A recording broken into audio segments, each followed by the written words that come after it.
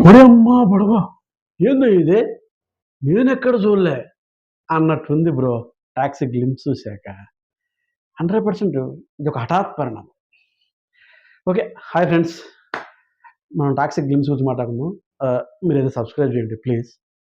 ఇక 'టాక్సిక్' విషయానికొస్తే ఆ గ్లింప్స్ చూసాక ఒకటి అర్థమైంది భయ్యా. ఇది బాగా ఓవర్‌సీస్ ఆడియన్స్‌ని గూడా అట్రాక్ట్ చేయడం కోసమని ఇక్కడ, అక్కడ ఇద్దరిని బ్యాలెన్స్ చేయడం కోసం చేసినట్టుగా అనిపిస్తుంది. ఎందుకంటే ఈ మధ్య ఓవర్‌సీస్ కలెక్షన్స్ కూడా ఈక్వల్‌గా ఉన్నాయి గదా! అందుకే అయ్యుంటుంది. ఇంకోటి కూడా ఆలోచిస్తే భయ్యా, మీరు ఆ కార్ సీక్వెన్స్ తీసి చూడండి. సేమ్ 'కేజీఎఫ్' లాగే ఉంటది. కొత్తదనం అనిపించదు. అంటే ఏం చేయాలి అని ఆలోచించి, ఆ ఒక్క సీక్వెన్స్ వల్ల చూడండి మొత్తం ఇంప్రెషనే మారిపోయింది.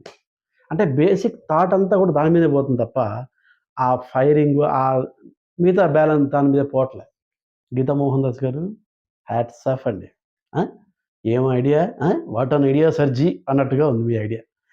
ఇదే ఐడియా, ఇదే క్రియేటివిటీ మీరు సినిమా మొత్తం చూపిస్తే గనక 'యష్‌కి' ఇంకో 1000,00,00,000 సినిమా పక్కా. అందులో డౌటే లేదు.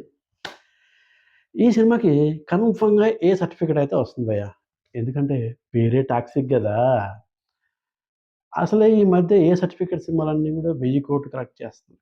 ఆఫ్‌కోర్స్ కంటెంట్ ఉండాలనుకోండి. కొంచెం కంటెంట్ బాగుండి ఇలాగే క్రియేటివిటీ వాడితే మాత్రం 'గీతు' గారు మరో 1000,00,00,000 పక్కా డౌటే లేదు. యష్ ఇన్ని సంవత్సరాలు ఎందుకు గ్యాప్ ఇచ్చాడా అని ఆలోచించితే ఇప్పుడు అర్థమైంది. ఓహో!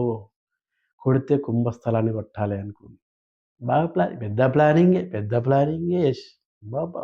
What an idea!